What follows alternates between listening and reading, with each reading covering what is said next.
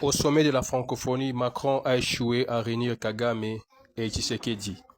Et le président Félix Tshisekedi de la RDC a quitté les sommets plus tôt que prévu pour exprimer son mécontentement face à l'absence de la mention du conflit congolais dans le discours inaugural de Macron. Alors que Macron a soutenu que la francophonie était là pour soutenir les nations par rapport à ses valeurs, les nations qui seraient agressées, soutenir leur intégrité territoriale et leur souveraineté.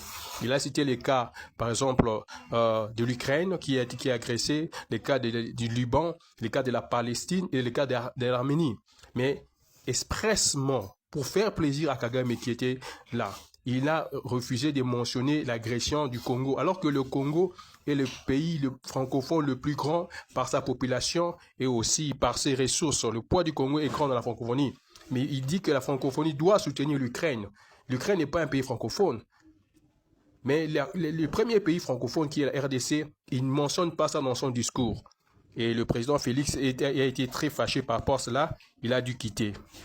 Et le président Macron n'a pas pu réunir les trois présidents, lui-même, Macron, Tshisekedi et Kagame.